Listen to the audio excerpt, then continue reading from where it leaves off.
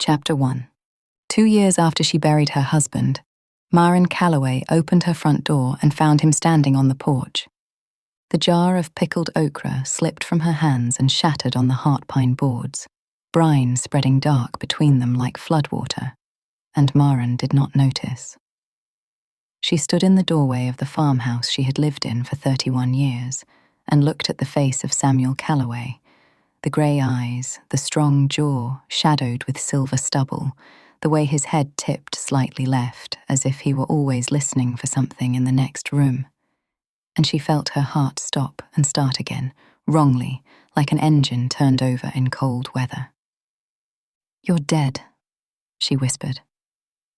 The man on the porch took off his hat. It was a battered straw thing, sweat-ringed, nothing like the felt Stetson Samuel had worn to church every Sunday of his life. His hands were rougher too, she saw now, scarred across the knuckles, and there was a thin white line running from his left temple down into the silver at his hairline, a scar Samuel had never had. "No, ma'am," he said, and even the voice was Samuel's, but sanded down, worn softer at the edges, like a hymn book that has passed through too many hands. "I'm not him. I'm sorry. I should have called first. I should have written." He turned the hat brim through his fingers, once, twice. "Maren, it's Elias." Elias. The name landed in her chest like a stone dropped down a well, and she heard it falling a long, long time before it struck water. Elias Calloway, Samuel's twin. The brother who had left Sweetgum, Georgia, 31 years ago in the middle of an August night and had never once come back. Not for his father's funeral, not for hers and Samuel's wedding, not for Ruthie's baptism in the creek behind the church, not for the July morning 2 summers past when they had lowered Samuel into the red clay of the Sweetgum Baptist Cemetery, while the cicadas screamed in the pines and Maren had stood there in her black dress thinking, absurdly, that Samuel would have hated the heat. "Elias," she said. Her voice came out cracked down the middle. "Elias Calloway." "Yes, ma'am." "You've got brine on your boots." He looked down at the shattered jar, at the okra scattered like small green fingers across the porch boards, and then he knelt, knees popping, a grunt low in his chest, a man in his 50s, same as she was a woman in hers, and began picking up the broken glass piece by piece, laying the shards in his upturned hat as gently as if they were eggs. "You don't have to do that," Maren said. "I broke it," he said. "Showing up like this. Least I can do is pick it up." She watched the top of his bent head, the whirl of his hair going the opposite direction from Samuel's. She remembered that suddenly, uselessly, from a lifetime ago, sitting behind the Calloway twins in the sanctuary when she was 19 years old, how you could tell them apart from the back by the way their hair turned, and she gripped the doorframe because her legs did not entirely believe in themselves. "Why are you here?" she asked. Elias set the last piece of glass in his hat and rose. From the breast pocket of his work shirt, he drew an envelope, softened and creased, carried a long way.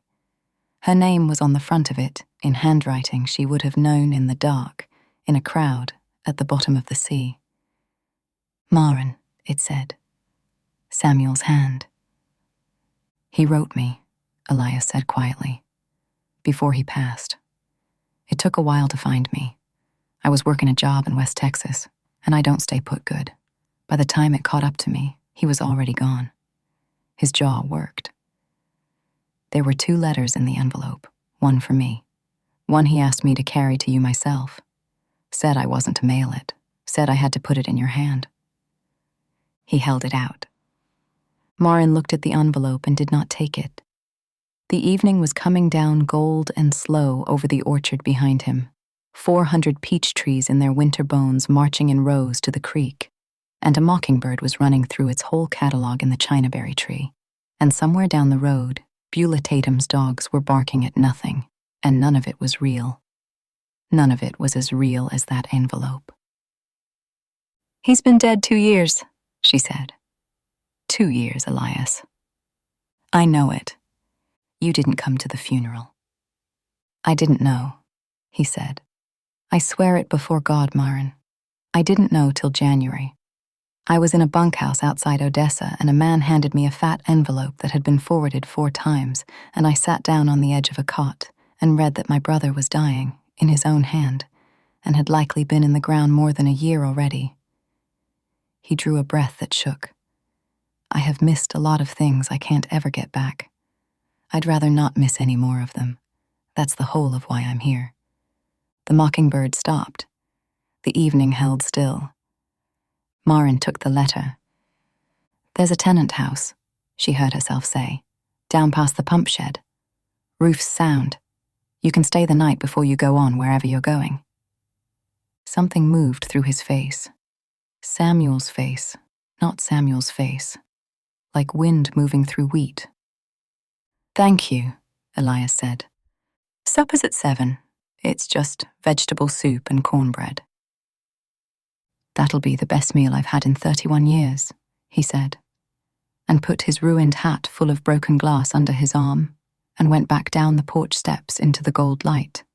And Maren stood in her doorway holding a letter from a dead man and watching a living one walk away with her husband's shoulders, and she thought, Lord, whatever this is, I am not strong enough for it. And it seemed to her that the Lord answered the way he generally did, in the words of a verse she'd known since girlhood.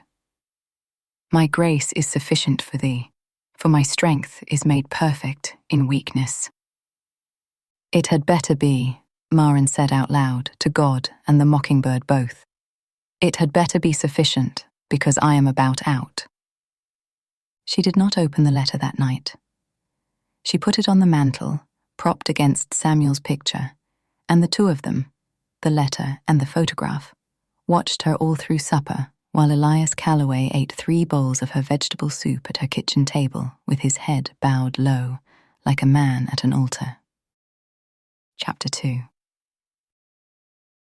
By Wednesday, all of Sweetgum knew. Maren had lived in that town her whole life, and she understood the physics of it. News travelled through Sweetgum the way lightning travelled through a wet fence line, instantly, and it burned whatever it touched. Rendell's feed and seed knew by Monday noon, because Elias had gone in for fence staples. The clip and curl knew by Monday supper. And by Wednesday night prayer meeting at Sweetgum Baptist, Ida Pruitt was sitting in her regular pew, 3rd from the front on the piano side, turned all the way around like an owl. Maren Calloway, Ida said, in the voice she used for prayer requests and indictments, which was the same voice. I heard the strangest thing. I heard Samuel's brother has come back and is living on your place. The fellowship hall smell of coffee and floor wax pressed close. Maren set her Bible in her lap and folded her hands on top of it. He's staying in the tenant house, she said. He's repairing it for his keep. The porch was rotted and the pump was rusted solid, and he's mended both already, which is more than I could say for anybody else who's offered. Nobody else had offered, and Ida knew it, and Maren watched her know it. Well, Ida said, it just seems peculiar, him having Samuel's same face. I don't know how you stand it is all. I'd feel like I'd seen a haint every morning over my coffee grounds. Ida, said Cora Jessup mildly, from the pew behind. Seems to me the Lord made a good many things peculiar, and most of them are sitting in this room. There was a rustle of laughter, and Brother Dawes came in with his worn Bible and his reading glasses pushed up on his forehead, and the moment passed. But Maren felt Ida's eyes on the back of her neck all through prayer meeting, hot as a sunburn, and when Brother Dawes asked for requests, she heard herself say, travelling mercies for those the Lord is bringing home, and would not look at anybody while she said it. The truth was, she did not know how she stood it either. The first 3 mornings, she had come into the kitchen and seen him through the window. Elias, out at the pump shed in the pale early light, or moving down the orchard rows with his hands clasped behind his back, the exact way Samuel used to walk the trees in February, reading them, taking their winter measure, and each time it was a fresh small death. Her heart would leap up like a dog that hears its master's truck and then remember, and lie back down. She learned to make her coffee facing the stove. But by the fourth morning, something had shifted, and it shamed her that she couldn't say exactly what. Maybe it was that Elias whistled. Samuel never whistled. Old hymns, low and wandering. Come thou fount, bleeding into softly and tenderly, while he ran a plane over a new porch board. Maybe it was that he was leaner than Samuel had been, raw-boned and weathered, a man built out of hard jobs in hard country, and he moved differently, more carefully, like a man who had learned the price of things. Maybe it was only that grief cannot hold one posture forever. Even grief has to shift its weight. Whatever it was, by the fourth morning she was making her coffee facing the window again. He came to the back porch each evening at 7, washed up to the elbows, hair damp, and ate whatever she set out, and said thank you, that was fine, and went back down the path in the dark. He did not press her about the letter. He did not press her about anything.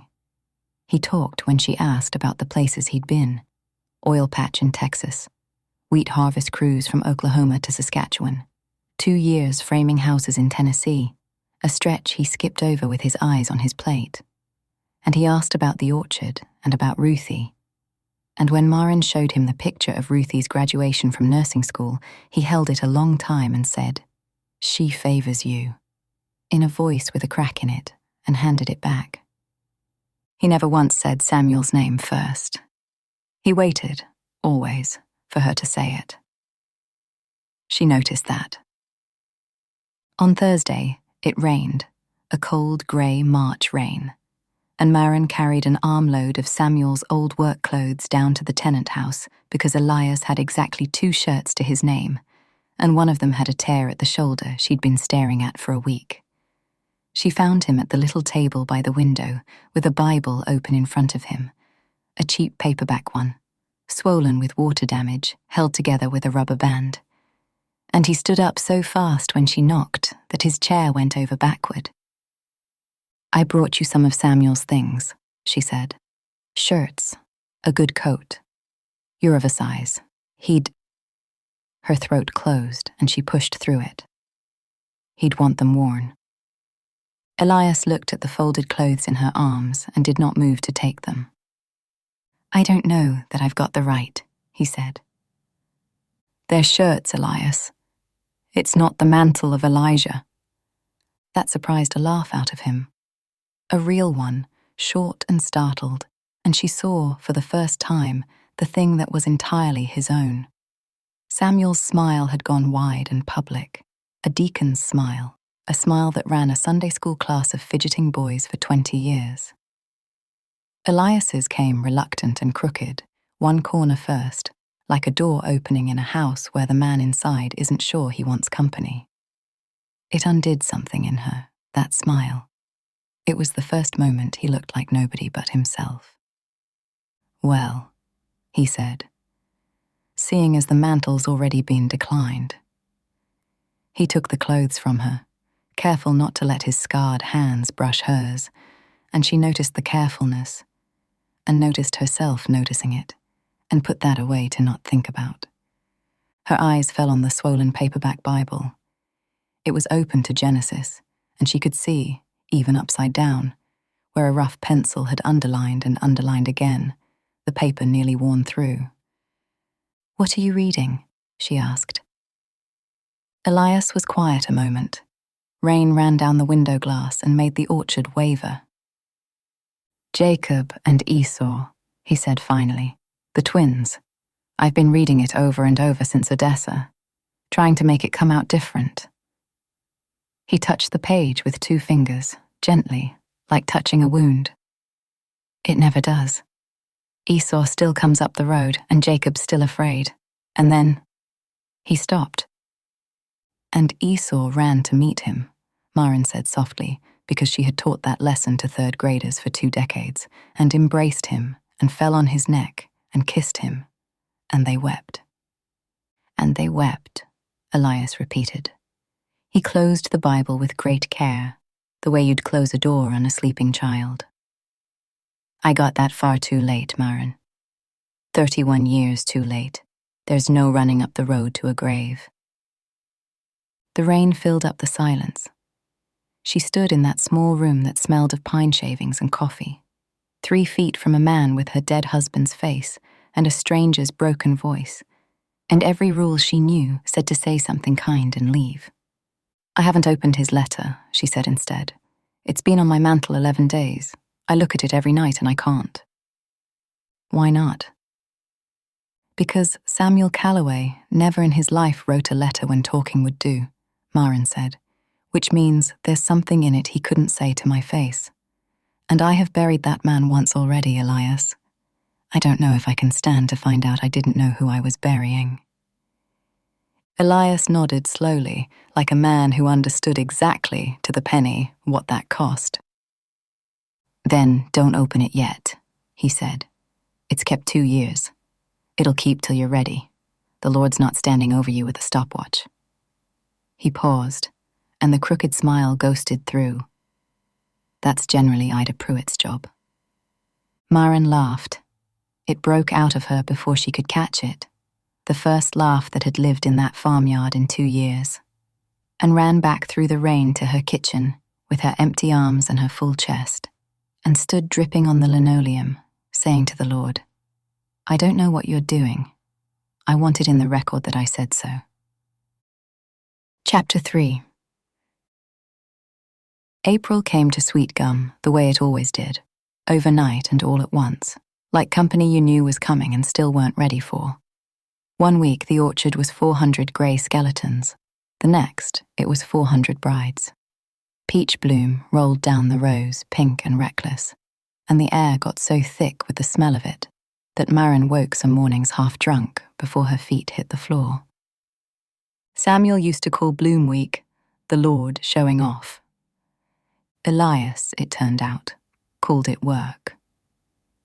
You've got scale on the north rows, he told her over supper, the first evening of full bloom. And the irrigation line to the creek block is more patch than pipe, and whoever pruned last winter. That was me, Maren said. Whoever pruned last winter was me, by myself in January with Samuel's loppers and a book from the extension office.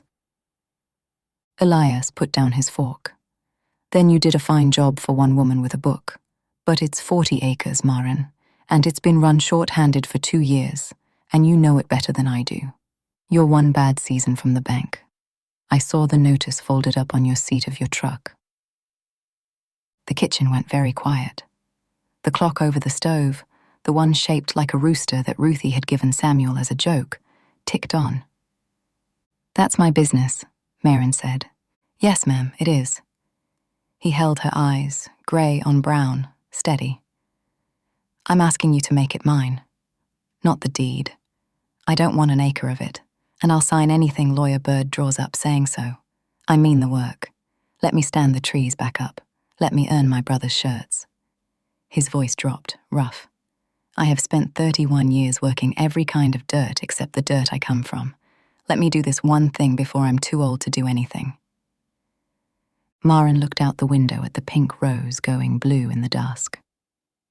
She thought of Proverbs, the wife of noble character considering a field. She thought about pride, which Brother Dawes said was the sin Southerners deep-fried and called self-reliance. $7 a bushel is what we got last year, she said at last. It won't make either of us rich. I've been rich, Elias said. 1 year in the oil patch I was rich for 4 whole months. It was the loneliest money I ever held. Then we start on the irrigation line tomorrow, Maren said. And Elias, if you're going to work this place, you'll come to church. Sunday. I won't have Sweetgum saying I've got a heathen down by my pump shed. He went still, the way a deer goes still. Maren, me walking into Sweetgum Baptist with this face is going to be a spectacle. Yes, she said, and they'll have it once and be done. Or you can hide here and let Ida Pruitt narrate you for a year. Those are the choices. This is a small town. There's no third door. So on Sunday, Elias Calloway put on his dead brother's good blue shirt and walked into Sweetgum Baptist Church at 9:55 in the morning and the congregation's heads turned in one motion, like a field of sunflowers, and old Mrs. Tillman, who was 91 and had taught both twins in vacation Bible school, said, "Sweet Lord Jesus," out loud into the silence, which functioned as both a greeting and a prayer. Maren walked in beside him. She had thought about that all Saturday night, where to walk, and had decided that beside was honest. Not ahead, like he was following her, not behind, like she was hiding, beside. They sang "Come Thou Fount of Every Blessing," and Maren discovered that Elias could not carry a tune in a feed bucket, and sang anyway, all 4 verses, his ruined baritone wandering the county while everyone else stayed on the road. And by the 3rd verse, "Prone to wander, Lord, I feel it, prone to leave the God I love," his voice had gone to pieces entirely, and he stood there with his jaw tight and his eyes shining, mouthing the words, and Maren, without deciding to, moved her hand 2 inches on the pew until her smallest finger rested against the side of his. He did not look at her, but she felt him steady, the whole long length of him, like a fence post tamped true.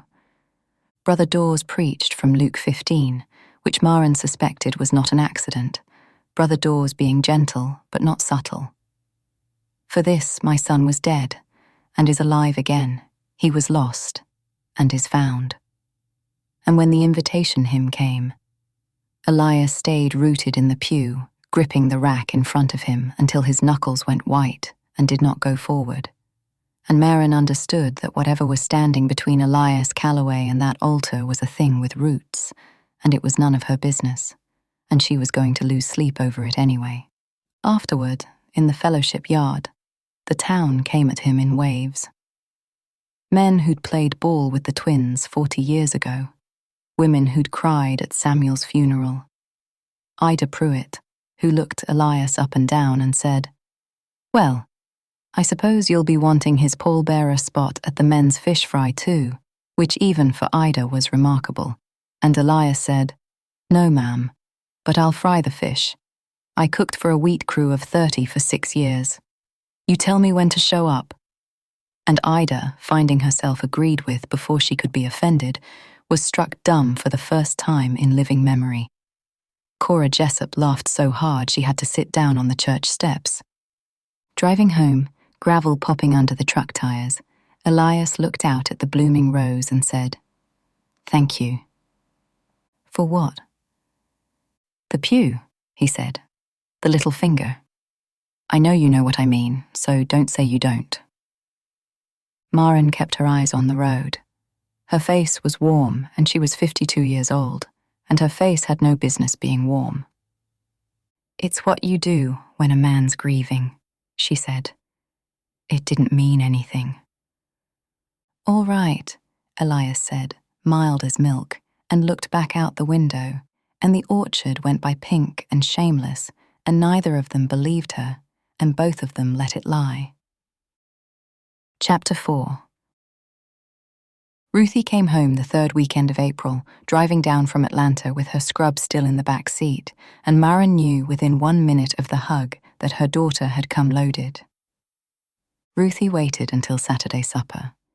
Elias had excused himself early, reading the table the way he read weather, and the screen door had barely stopped shivering behind him when Ruthie set down her tea glass with a click. "Mama, he is wearing Daddy's shirt." "I gave it to him. Shirts don't grieve, Ruthie. They just hang in closets." "He has Daddy's face." Ruthie's voice cracked up an octave. "I looked out that window this morning and saw him carrying the ladder to the barn, and I had to sit down on the stairs, Mama. I thought, for 1 second I thought." "I know," Maren said quietly. "I lived that second every morning for a week. I know exactly the size and shape of that second, baby." "Then how can you have him here?" Ruthie's eyes were wet and furious. 31 years, Mama. He didn't come to Papa Calloway's funeral. He didn't come to y'all's wedding. He didn't come when Daddy—" Her voice broke. "When Daddy was lying in that hospital in Macon asking for—" Ruthie stopped. stopped hard, like a truck hitting a wall. The kitchen got so quiet Maren could hear the peach bloom breathing in the dark outside. Asking for what? Maren said. It didn't come out as a question. Ruthie Ann, asking for what? Ruthie sat down slowly. All the fight drained out of her, and what was underneath the fight, Maren saw, was guilt. Old, stored, canning jar guilt. The last night, Ruthie whispered, when they upped the morphine. You'd gone down to the chapel. You weren't gone 20 minutes, Mama.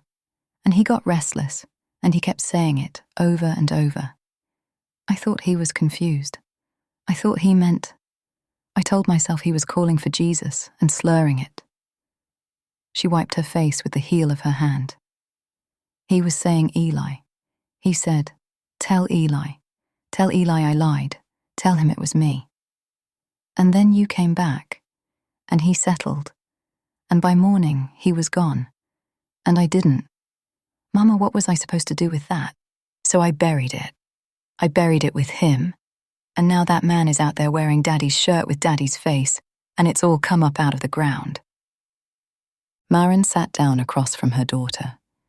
Her hands were folded on the table, and she looked at them, the sunspots and the wedding band she still wore, and she felt the letter on the mantel in the next room, the way you feel a person standing behind you.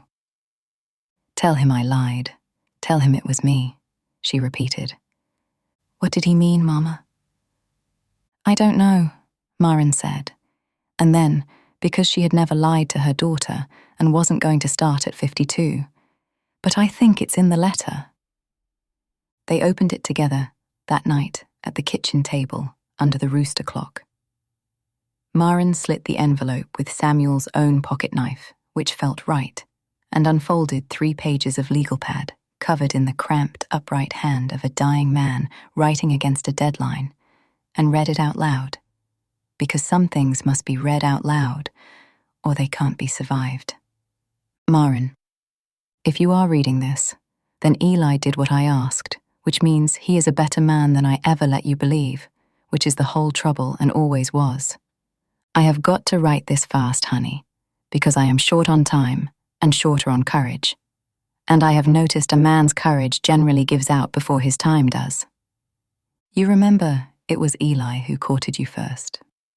You remember the summer of the bicentennial, him driving you to Lake Blackshear in Daddy's truck, and you wore a yellow dress, and I stayed home and hated him with my whole 19-year-old heart, because I had loved you since 4th grade, and my twin brother, my own other half, had got to you first, the same way he got to everything first, born 11 minutes ahead and never let me forget it. You remember he left that August with no goodbye. What you don't know is why, because I am the only one alive who knows, and I have carried it like a coal in my chest for 31 years, and it has burned clean through me. And I believe before God it is what is killing me now, whatever the doctors write down. Eli got arrested that August. You never knew. It was over in Cordelia, a fight outside a pool hall, defending a coloured man that 3 drunks had set on, which was exactly like Eli, who never could walk past a wrong thing in his life. But one of the drunks was a county commissioner's boy, and they charged Eli and nobody else, and Daddy had to mortgage the North 40 for the lawyer and the fine. And Daddy told him, I stood in the barn and heard it, Daddy told him he was ashamed to the family name, and that he'd not have him dragging you into it, and Eli said he'd ask you to wait for him anyhow, because he believed you loved him enough to wait. And that night, Maren, I went to my brother, and I looked him in his face, which is my face, and I told him a lie. I told him you had come to me crying. I told him you'd said you could never marry a jailbird, that you were relieved for the excuse, that you'd only ever gone with him to be near me. I told my brother the girl he loved was ashamed of him. He left before sunrise. He wrote you one letter that September. I took it out of the mailbox and I burned it in the burn barrel, and I stood there and watched it go, and then I combed my hair and drove to your mama's house and sat with you while you cried over him and I was patient, and I was kind, and inside of 2 years you married me. Maren, I want you to hear this part plain, because it is also true. I loved you every day of our life. Not 1 hour of our marriage was a lie, except the first brick of it. Ruthie is real. The orchard is real. 30 years of Sundays are real. But I built our house on my brother's grave, and I have gone to that grave every day in my heart. And Jacob at least wrestled his angel in the open. I did mine in the dark and told nobody. I have written Eli and confessed it all and begged his pardon and asked him to come home and look after the place and look after you if you'll allow it. I have got no right to ask my last thing, but dying men are beggars, so here it is. Don't you waste 1 hour being angry at him for the years. The years were my doing. If there is anything left between you and Maren, I saw how there was. I saw it for 30 years every time his name came up and your face closed like a gate. Then you have my blessing. I stole a blessing once. Let me die giving one back. And I will restore to you the years that the locust hath eaten. I am praying that verse for you both, with what breath I've got left. Your Samuel. The rooster clock ticked. The bloom breathed in the dark. Ruthie was crying without any sound at all, the way she'd cried at the funeral. And Maren sat with 31 years rearranging themselves in her chest. The yellow dress, the lake, the September she'd waited for a letter that never came and then stopped waiting. The whole, long, good married life that had been real and had also been built on a burn barrel. And she found that she could not tell where the grief ended and the other thing began. The thing that had no permission and no shame. The thing that had been sitting quietly in her since a man knelt on her porch and picked up broken glass like it was eggs. "Mama," Ruthie whispered, "you have to show him." "I know it," Maren said. "Tonight?" Maren looked at the window, at the single yellow light burning down past the pump shed. "No," she said. "Tonight, I'm going to be angry at your daddy, and I'm going to love him, and I don't want witnesses for either one. Tomorrow's Sunday. Weeping may endure for a night," her voice held mostly, "but joy cometh in the morning. We'll see if the psalmist knew his business." Chapter 5. She gave him the letter on Sunday afternoon, under the biggest tree in the orchard, the old Alberta at the head of row 1 that Samuel's grandfather had planted, the one they never picked commercial, the one whose fruit went straight to pies and porches. It seemed like the only place large enough. Elias read it standing up. Then he read it sitting down, in the grass, in his church clothes. Then he set the pages in his lap and looked out at nothing, at the creek line, at 1976, and Maren stood a little way off with her arms crossed over the ache in her chest and let him.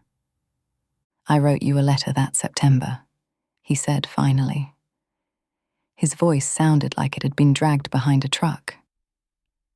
"I sat in a bus station in Montgomery and wrote it on a paper sack. I told you what happened in Cordeal, all of it, and I said," he stopped, breathed, went on.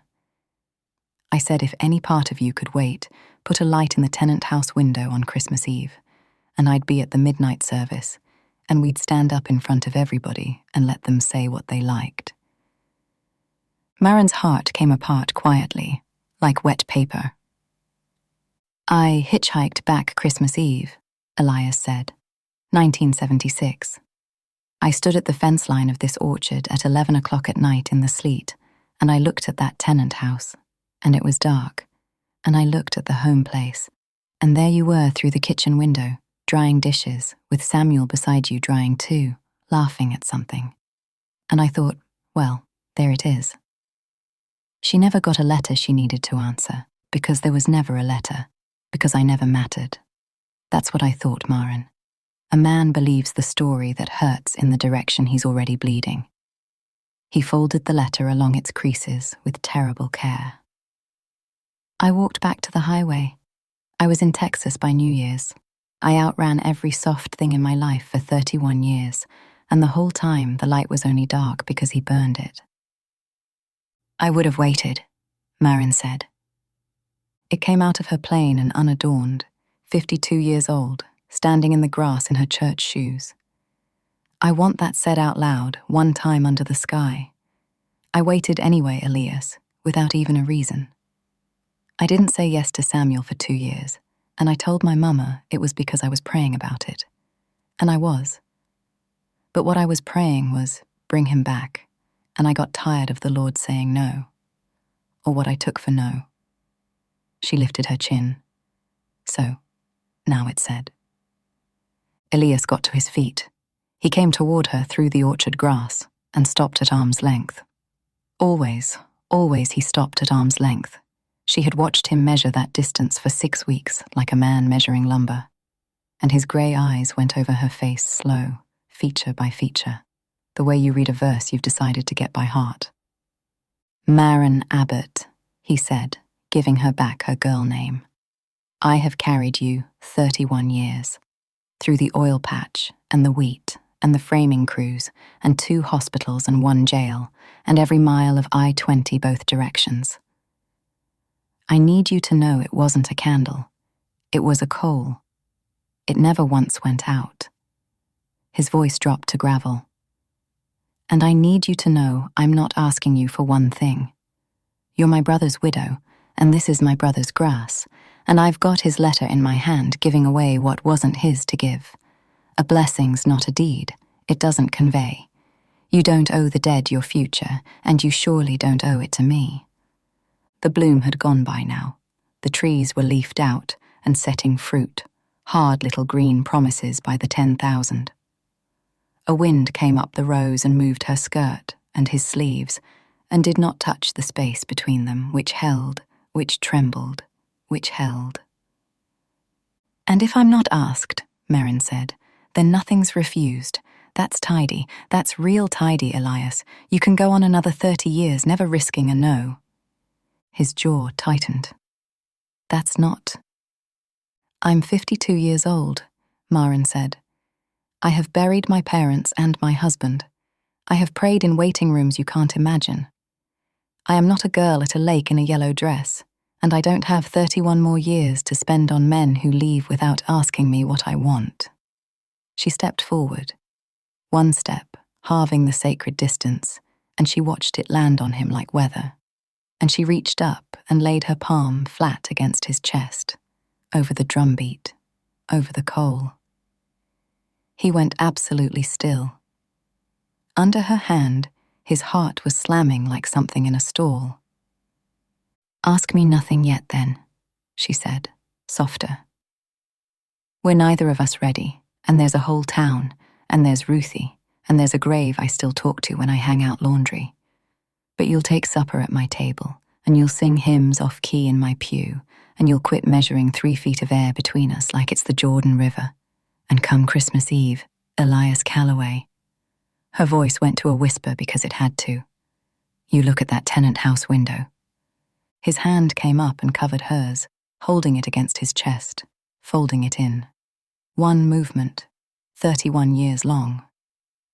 He bowed his head until his forehead nearly touched hers. She felt his breath stir her hair, felt the warmth come off him like off a wood stove, and every nerve she owned leaned in, and neither of them closed the last inch, because the last inch belonged to later, and they both knew it, and the knowing was its own kind of vow. "Set me as a seal upon thine heart," Elias said hoarsely, "as a seal upon thine arm, for love is strong as death."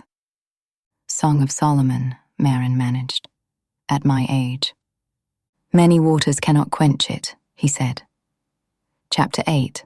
I told you, I've had 31 years and a paperback Bible. A man ends up reading all of it, even the parts the preacher skips. She laughed, wobbling, her hand still pressed inside his against his hammering chest, and above them, the old Alberta stood over it all the way it had stood over everything, the courting and the lie and the wedding and the funeral, adding this too to its rings. Chapter 6. What followed was a courtship the likes of which Sweetgum had never seen conducted at any age, let alone by two people with 105 years between them, and the town watched it the way it watched weather, constantly, and with strong opinions. They did not call it a courtship, they called it getting the orchard through the season. But the facts assembled themselves like Ida Pruitt's prayer list. Fact: Elias Calloway drove Maren to the Cattleman's Steakhouse in Perry on a Friday night, and they were seen sharing a slice of peanut butter pie with 2 forks, and Elias laughed so hard at something Maren said that he had to put his fork down, and Dwayne Rents, the waiter, reported that the man left a 40% tip and held the door like she was made of communion glass. Fact: Maren Calloway, who had worn her hair pinned back for 2 decades, came to church in May with it down at her shoulders, silver and brown together, and Cora Jessup said, "Well, hey now," out loud during the doxology. Fact: on the first hot Saturday in June, thinning fruit in row 12, Elias took Maren's hand to steady her coming down the ladder and then did not give it back, and they walked the whole row like that, hands swinging low between them in the shade and light, and neither said one word about it, and Alvin from the propane truck saw the whole thing from the road and told the co-op by noon. Fact: they argued. Publicly, in front of God and the feed and seed, about spray schedules and about whether the creek block should come out. Maren with her fists on her hips, and Elias with his arms crossed, leaning on the truck, grinning that slantwise grin that made her madder, until she called him a Texas know-it-all, and he said, "Georgia's what ruined Texas for me, ma'am," and she stomped off fighting her own mouth the whole way. And Rendell said afterward it was the most alive he'd seen Maren Calloway look since the funeral. Ruthie made her peace with it in stages, like grief run backward.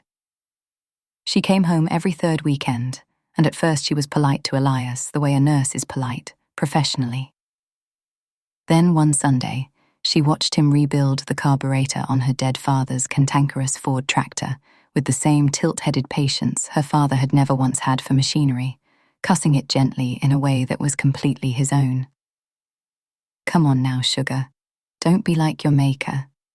And Ruthie laughed before she could arm herself, and after that, it was easier. In July, she called him Uncle Eli for the first time, testing it, and Elias got very interested in his coffee cup and had to go check the pump. And on a Sunday evening in high summer, sitting on the porch steps, shelling peas while the martins hunted the dusk, Ruthie said, "Mama, I've been thinking about Ruth." "You generally are when we shell peas." "I mean the book. My book." Ruthie thumbed a pod open. "Everybody preaches it like it's about Ruth and Boaz, but I read it again last week, and Mama, it's about Naomi. It's the mother-in-law's book. She loses her husband and both her boys, and she comes home so bitter she changes her own name to Bitter, tells everybody to call her Mara.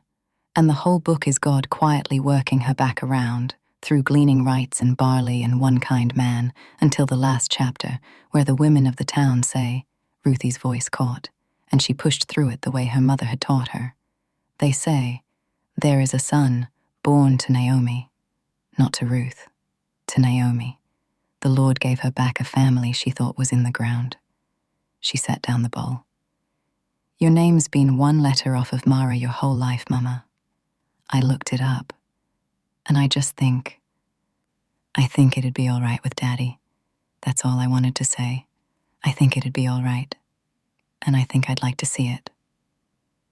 Maren looked out at the yard, where Elias was walking the near rows in the last light, hands behind his back, checking the fruit load, whistling softly and tenderly, flat as a fritter, and her whole heart went out the screen door ahead of her and stood beside him in the grass. "Entreat me not to leave thee," Maren said softly, "or to return from following after thee."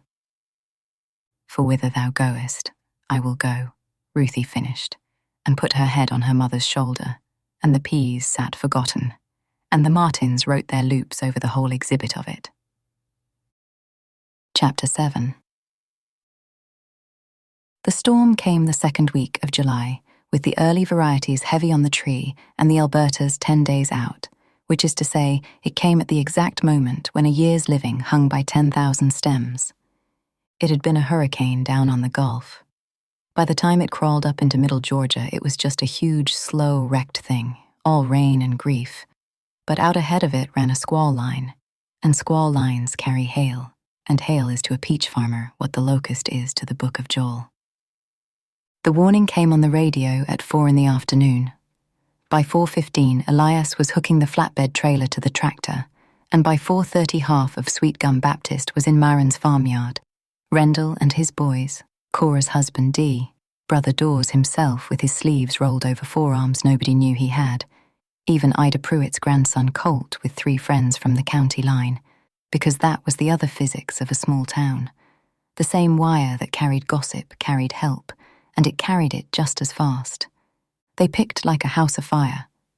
There was no grading, no sorting, no gentleness. Strip the early rows, fill the bins, run the bins to the pole barn, go back. The sky in the southwest stacked itself up black and green, a bad colour, a bruise colour, and the wind began to come in gusts that turned the leaves silver side up, which every soul in that orchard knew was the trees showing their fear. Maren worked row 9 with juice to her elbows and her hair coming down and her heart cracking open in a way that had nothing to do with weather. Because this was the thing about Sweetgum that no city could ever be made to understand. Half these people had lowered her husband into the ground, and now they were saving her crop in the front of a storm, and it was all one motion to them. Casseroles and hail picking, bearing one another's burdens was not a verse here. It was infrastructure. The rain caught them with the last 2 rows standing. The men whooped and ran the bins in. The first drops came down big as nickels, then the grey wall walked across the creek and up the rows and took the world, and everyone crowded into the pole barn among the stacked bins, soaked and laughing and passing a jug of tea, and the hail came. It rattled on the tin roof like the end of the age. It shredded the far rows. They'd count the cost tomorrow. But the barn was full. The year was saved, mostly saved enough, and Brother Dawes stood up on a peach bin and hollered over the roar, "He shall cover thee with his feathers, and under his wings shalt thou trust." And Rendell hollered back, "And under Maren's tin roof." And it was the closest thing to a revival Sweetgum had seen in years. 20 drenched Baptists shouting Psalm 91 at a hailstorm. Maren stood at the barn door, watching the ice bounce white in the ruined grass, and Elias came and stood behind her, closer than the Jordan, and because of the roar, he had to bend his head down next to hers to be heard, his jaw beside her temple, and every word landed warm on her cheek. "We got it in," he said. "We got it in," she said. She was shaking, cold and rain, and the other thing. "You're shivering." "I'm all right." He said nothing else.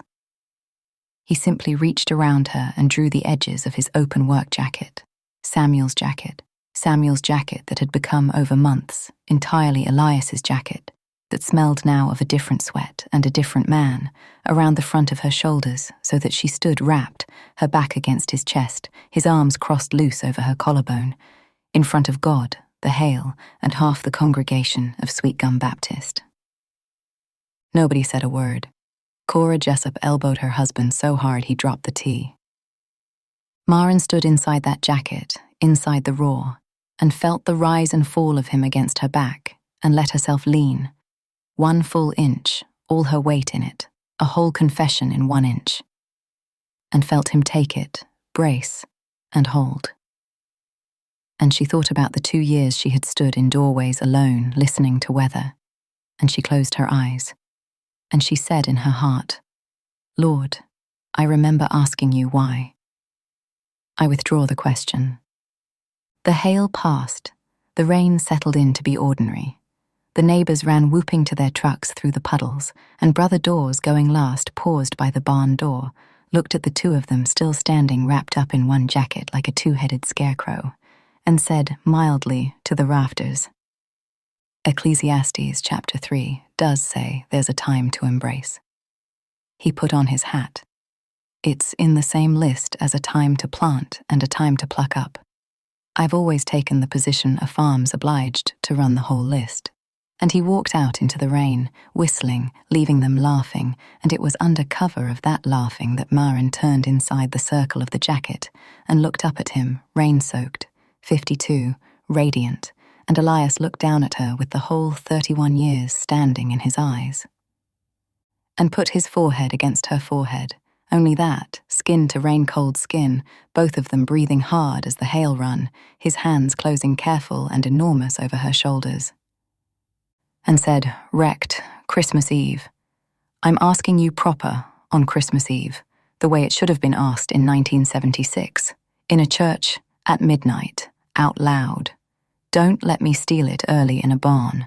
Even a barn was good enough for the Lord, but you deserve the whole thing done right. You're a stubborn, ceremonial old man, Maren whispered, an inch from his mouth. Yes, ma'am, Elias said. And you put your porch light on for less. Chapter 8. It could not, of course, go so easy as that. Maren had been a Baptist for 52 years and knew that the enemy reads the church calendar too and times his mischief for right after the revivals. The mischief, when it came in August, by way of the deacons' meeting, by way of no one was ever able to prove it, but no one in Sweetgum required proof. Ida Pruitt's brother-in-law, Harold, who held the office of deacon the way a tick holds a dog. It was Cora who called Maren the same night because Dee had been in the room. They took up a concern, Cora said, pronouncing the word like something found floating in the punch. Harold stood up and said there was the appearance of evil out at the Calloway place. A widow woman and her husband's brother on the same property, unchaperoned, and them carrying on at fish fries and in barns. He had the nerve to quote 1 Thessalonians, abstain from all appearance of evil. And he said, Cora's voice went tight. He said the church ought to consider whether Maren Calloway should go on teaching the 3rd grade Sunday school, pending the situation resolving itself in a scriptural manner. Maren sat down slowly on the bottom step of her staircase, the phone cord stretched to its limit. 20 years. 20 years of flannel graph Jonahs and Gold Star memory verses and Vacation Bible School Kool-Aid. 20 years of every 3rd grader in that town passing through her front row table. And Harold Pruitt had put it on a table like a bad check.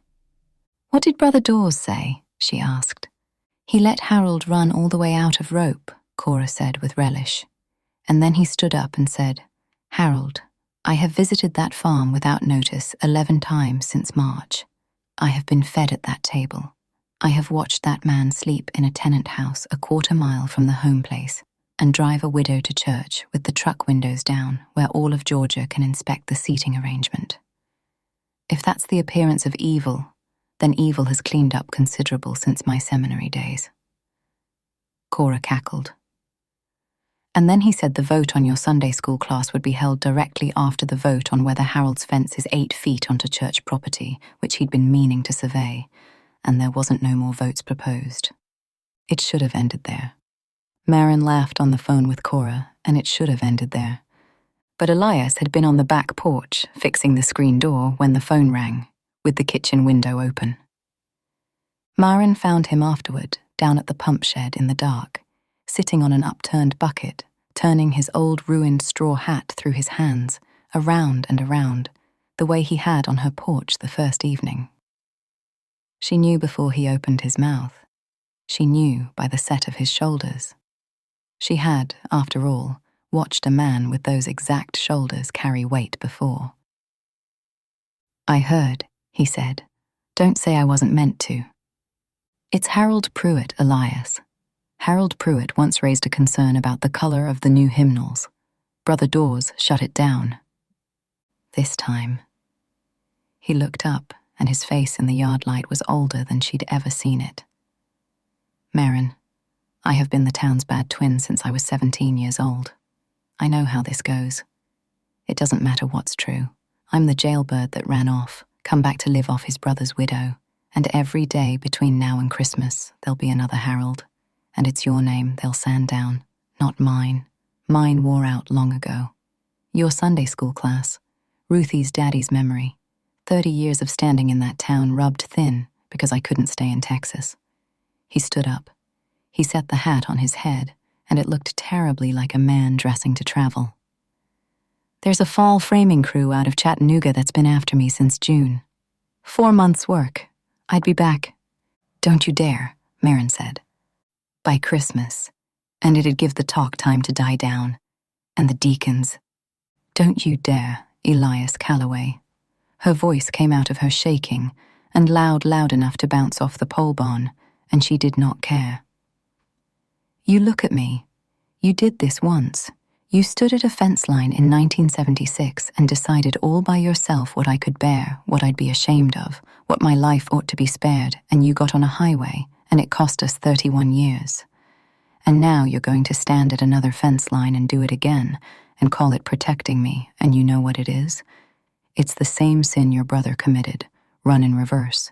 He decided for me by lying. You decide for me by leaving. And between the two of you, not one Calloway man has ever once had the plain nerve to stand in front of Maren Abbott and ask her what she is willing to pay. The pump shed light hummed. Down in the bottom, the creek said what it always said. So ask me, she said, quieter, deadly. Right now, ask me if I am willing to be gossiped about by Harold Pruitt in exchange for the rest of my life. Ask me if I'd trade my flannel graphs for you. Ask me, Elias, or so help me. What are you willing to pay? Elias asked. His voice barely made the distance. Everything, Maren said. It's yes. It's been yes since the okra broke. Now what are you willing to pay, besides another highway? And Elias Calloway took off his traveling hat and dropped it in the dirt of the yard and crossed the space between them in 3 strides and took her face in his 2 scarred hands the way a man cups water in a drought. And stopped, one last time, 1 breath away, his thumbs trembling against her cheekbones, his eyes asking the old permission. Christmas Eve was your idea, Maren whispered. I never signed. And he kissed her. It was not a young kiss. It had 31 years in it, and 2 funerals, and a burned letter, and a bus station in Montgomery. And it went on until Maren's fists had closed themselves in the front of his shirt and hauled him nearer, until his arm had wrapped the whole small of her back and gathered her up off her heels, until the pump shed light and Harold Pruitt and the state of Tennessee had all been abolished, and when they finally broke apart they stayed forehead to forehead, gasping like the hail run, laughing and half crying in the dark yard. I'm not going to Chattanooga, Elias said. No, Maren agreed, unsteady. You are not. I'm going to go see Brother Dawes in the morning and ask what a man has to do to get married in that church at midnight on Christmas Eve. He'll say a rehearsal and a license and a talking to. Then I'll take all 3. He drew back just far enough to look at her, and his crooked smile came all the way open, both corners, a door thrown wide in a house where the man inside had finally decided he wanted company forever. Rise up, my love, my fair one, and come away, for lo, the winter is past. It's August in Georgia, Elias. It's 95 degrees. Woman, he said, don't fight me on scripture, and kissed her again, and down the dark rows the loaded trees stood witness, every one. Chapter 9. The engagement of Maren Calloway to Elias Calloway, announced from the pulpit by Brother Dawes on the first Sunday of September, so that the news can travel by the front door for once, occasioned in Sweetgum, Georgia, approximately 9 days of astonishment, followed by total proprietary delight. The town, having watched the whole thing like weather, now took full credit for it like weather too, everyone recalling how they'd said from the start it would come to this, even Ida Pruitt, who was heard telling her sister on the post office steps, well, I always maintained the Lord don't give a man his brother's face for no reason. Harold Pruitt sent a casserole. Nobody ever got to the bottom of it. Cora Jessup held that Ida made him. There remained one conversation Maren had to have alone. She went on an October morning when the orchard had gone gold and the light lay long out to the Sweetgum Baptist Cemetery, to the stone that said Samuel Elias Calloway. For that was the last joke of it, or the first. Their mother had cross-named them, each twin carrying the other inside his own name his whole life. Beloved husband and father, well done, thou good and faithful servant. She pulled the crabgrass off the base, the way she did. She set the mums in the urn, the way she did. Then she sat down on the dry grass beside him, the way she did. 52 years old and unembarrassed, because half the widows in Georgia conduct their marriage's last long chapter exactly this way, and only the other half will admit it. Well, she said, you'll have heard. The wind moved in the cedars. I read your letter until it wore soft, Samuel. And I want to say my piece here, where you can't interrupt, which I notice death has not made you better at. She smoothed her skirt over her knees. I was angry at you. I want that in the record. Some nights this spring, I stood at the clothesline and was so angry I shook. Not for me, for him, for the boy in the bus station writing on a paper sack. You knew what that light in the window meant, and you let it stay dark, and then you came inside and dried dishes with me. I don't know how you carried it. I watched you teach those boys Sunday school for 20 years on the fruits of the Spirit, and I never once saw the coal. She was quiet a while. A mockingbird, some grandchild of every mockingbird that had ever supervised her life, ran through its catalogue on the fence. But here's the rest of it, Maren said, softer. You were 19 when you told that lie. And you spent 30 years being sorry in the only language you had, which was work and gentleness, and never letting my feet hit a cold floor because you had the stove going every morning of our marriage before I woke. And at the end, when it would have been the easiest thing in this world to die respectable and let the secret die with you, you didn't. You wrote it down. You put your own shame in an envelope and mailed it to the one man on earth entitled to hate you, and you asked him to come take your place at my table. Samuel. Her voice finally went. I have heard a lot of sermons on repentance. I never saw it done that thoroughly but once. She laid her hand flat on the top of the stone, warm from the sun. So it's forgiveness the whole way down.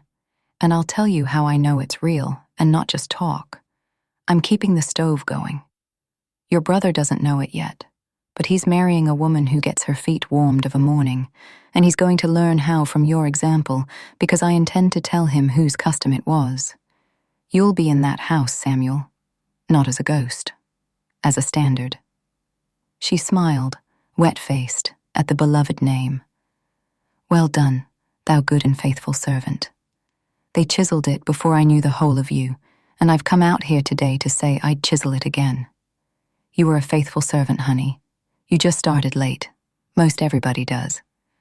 She stood and brushed the grass off and looked down at the stone a last long moment.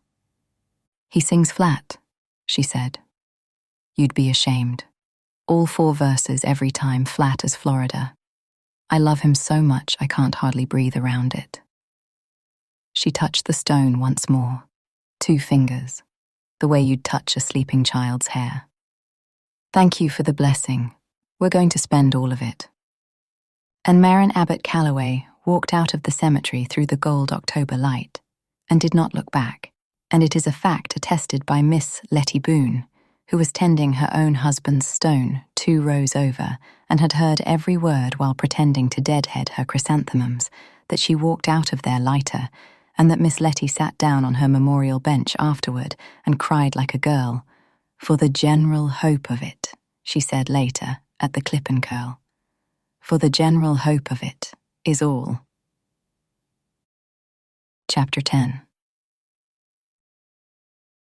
Christmas Eve in Sweetgum came in cold and diamond clear. One of those Georgia winter nights when the stars come down close over the pines to see what the churches are up to.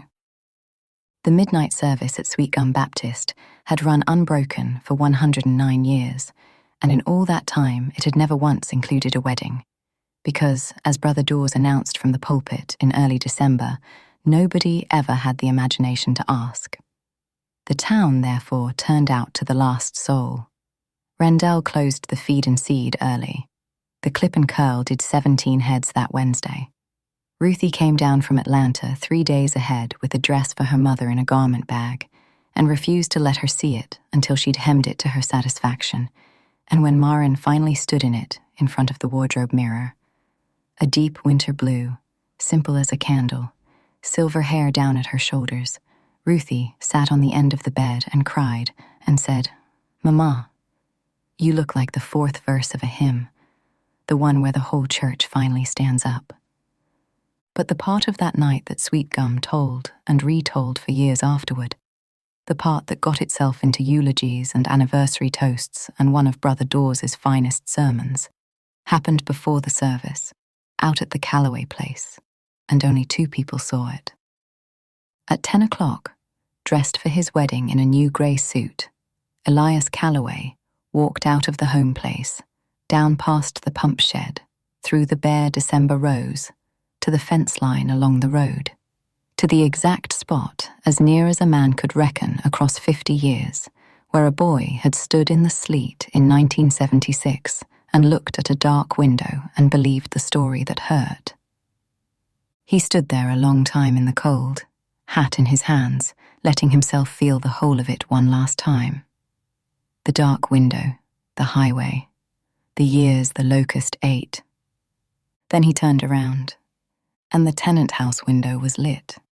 Not with a bulb, with a candle, a real one, set on the sill in Maren's grandmother's brass holder, its small flame standing up straight in the still air, burning across the dark orchard like the Star of Bethlehem come down to check on Middle Georgia. And beside the tenant house, wrapped in her good coat over the winter blue dress, stood Maren, who had slipped out the back while Ruthie fussed with the truck, because there was a letter 50 years overdue for its answer, and she had always meant to answer it in person. Elias came up the rose toward her. He was not entirely walking straight, and when he got there she saw why. His face was wet, and he wasn't troubling to hide it. "You got my letter," he said. "Just now," Maren said. "Mail's slow out here. You may have heard." She reached up and straightened his collar, her own hands none too steady. "The answer's yes. It was always going to be yes. And I wanted it said here, right here, by this window, before it gets said in front of the town, because the town will get the wedding, Elias. But this window was only ever ours." He looked at the candle and at her, and he took her 2 hands and pressed them together inside his 2 hands like something folded for keeping, and he bowed his head over them, and what he said then, he said with his eyes shut, in a voice like a man laying down a load at the end of the longest haul of his life. And Esau ran to meet him, and embraced him, and fell on his neck, and kissed him, and they wept. He drew a breath. "I used to read it and think it was about my brother. It was never about my brother, Maren. It was the road home I couldn't believe in. It was Grace running out to meet a man who'd rehearsed a beating." He kissed her hands, knuckle by knuckle, unhurried, holy. "I have seen thy face, as though I had seen the face of God, and thou wast pleased with me." That's the next chapter. That's tonight. That's the rest of my life. They were married at midnight, at the end of the candlelight service, the sanctuary all in little flames, 400 hands cupped around 400 lights. Ruthie stood up with her mother. Rendell stood up with Elias.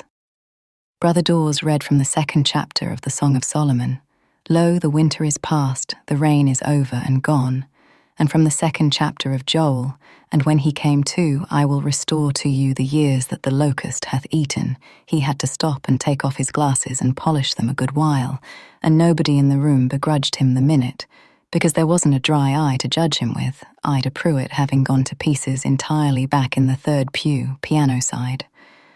They said the old vows, the 1611 vows, to have and to hold from this day forward, and when Brother Dawes said, "You may kiss your bride," Elias Calloway cupped his wife's face in his two scarred hands, careful as broken glass, certain as sunrise, and kissed her while the whole town came up off the pews, cheering in a Baptist church at midnight on Christmas morning. And the sound rolled out the doors and across the graveyard, over a stone that said, "Well done," and out into the dark, cold rows of sleeping trees that had seen the whole story and would carry it, ring by ring from now on. Epilogue. They drove home through the first hour of Christmas, with the truck heater roaring and their cold hands laced together on the bench seat, married an hour, giddy as the teenagers they had never gotten to be together. The farmhouse was dark except for the porch light and, in the front window, the little tree Ruthie had insisted on, its coloured lights burning soft. Ruthie herself had gone to Cora's for the night, over Maren's protests, with a hug and a whispered "Merry Christmas, Mama," and a look at her new stepfather-uncle that said, plain as print, "Be good to her or answer to me," which Elias received with total solemnity and a kiss to the top of her head that finished forever, whatever small resistance was left in Ruthie Calloway. At the foot of the porch steps, Elias stopped his bride under the cold, blazing stars. "Mrs. Calloway," he said, trying the weight of it. "Mr. Calloway." "I have been informed," he said, "by Brother Dawes, in the talking to which ran long, that a marriage is a parable, that the whole reason the book starts with a wedding and ends with one is that every married pair is set up on a hill to show the rest of them what covenant looks like." He turned her hand over and kissed the center of her palm, and folded her fingers closed over the kiss like a coin, for keeping. "I told him I had 31 years of showing to catch up on, and I intended to start directly." "Directly," Maren repeated. Her heart was going like the hail on the barn roof, 52 years old, a bride, warm all through in the freezing dark. "Directly," Elias said, and gathered her up, swept her clean off the porch steps into his arms while she shrieked like a girl and grabbed his neck. A silver-haired woman in a winter blue dress, laughing against the collar of a grey-suited man who had loved her across 3 decades and 11 states, and was not, it turned out, too old to carry her, not by a long way, not tonight. And he carried her up the steps of the house his grandfather built, and across the porch, where a jar of okra once broke like a signal gun, and over the threshold, and he kicked the door shut behind them with one boot heel, firm as an amen. The porch light burned on. The tree glowed in the window. Down the rows, the orchard slept, and over it the stars wheeled slow toward morning. And if you had been standing in the yard, as no one was, as no one in Sweetgum would have dreamed of being, though the whole town speculated warmly at the clip and curl for a month, you would have seen, after a while, the downstairs lamps go out, and heard very faint through the old walls, a man's voice, flat as Florida and rich as bottomland, singing his way through every single verse of "Come Thou Fount of Every Blessing," unhurried, like a man who has all the time in the world at last, and then a woman's laughter, low and bright and free, and then only the wind in the sleeping trees, keeping what belongs to the two of them, as an orchard keeps everything.